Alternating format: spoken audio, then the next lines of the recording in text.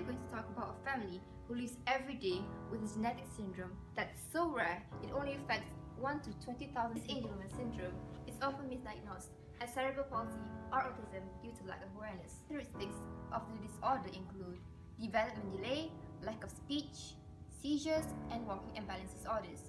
Individuals with Angelman syndrome will require lifelong care. So, without further ado, we have today a mother of a 3-year-old incredible daughter, Eva, who has been diagnosed with this rare syndrome. Mrs. Robin, hello, how are you? I'm doing great, thank you. We all know that parenting is such a hard work, but so rewarding. And as Eva's mom, I work extra harder to give my little girl the life every parent wants for their children. Here, I would like to share my Eva's first symptom right after she was born.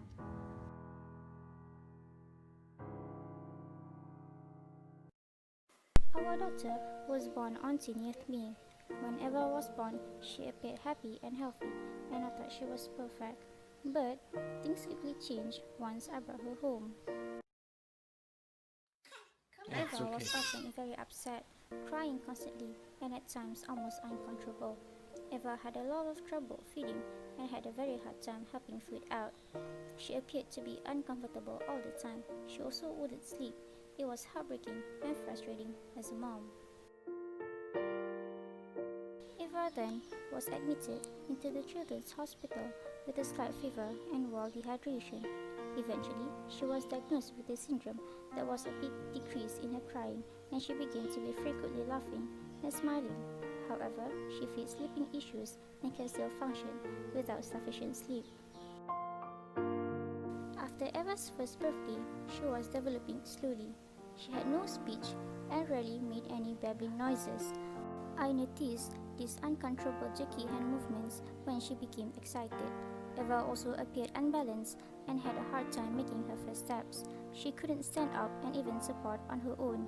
She had low muscle tone in certain areas, which could be causing her balance and walking problems, as well as sensory processing disorder, which is another symptom of Angelman syndrome. However, a special body set was placed on Eva to help her stability, and for the first time in her life, Eva began walking on her own. It was a proud moment and a huge victory for us.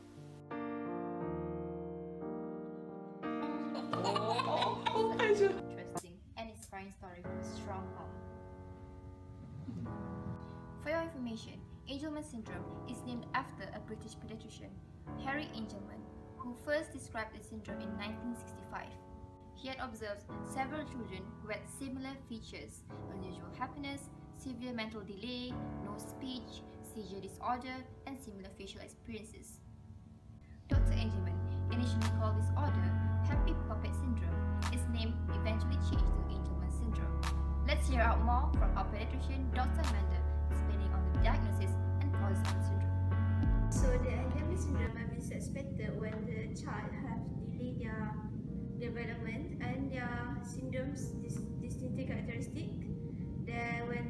This can be diagnosed when the child has mistaken their blood test, and this test on their genetic disorder in their chromosome mutation. This may include chromosome analysis to see if any part of the chromosome are missing, deletion.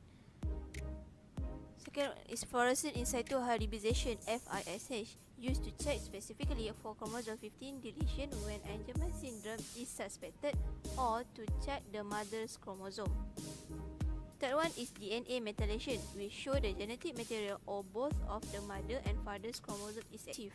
Fourth, UBE3A mutation analysis to see the genetic code on the maternal copy of the UBE3A gene is altered. A blood test can detect up 80 to 85% of the individual that has this Angelman syndrome.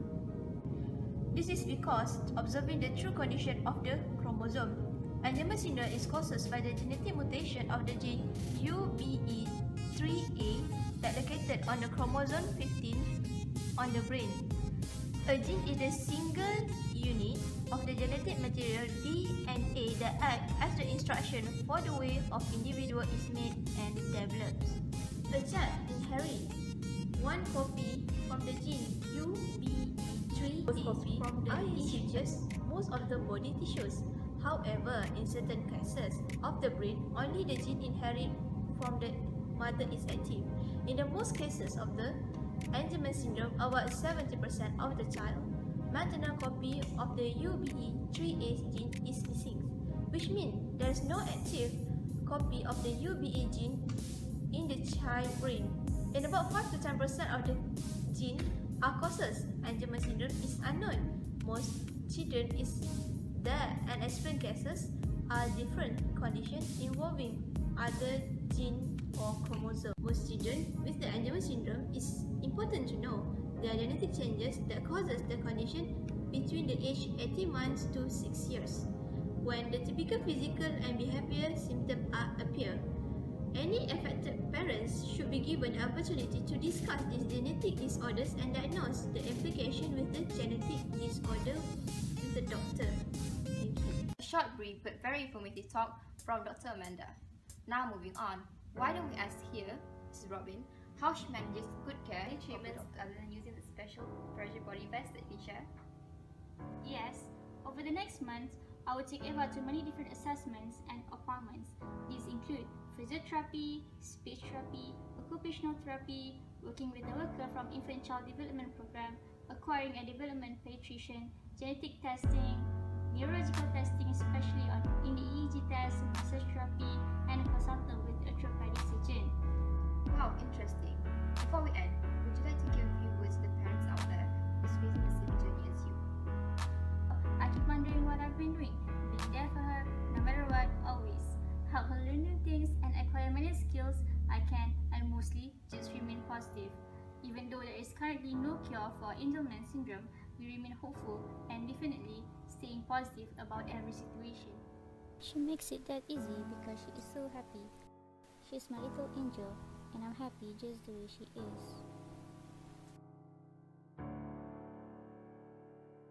Thank you for such great words and for being here today. This is all for today. Stay tuned for our next episode on another syndrome.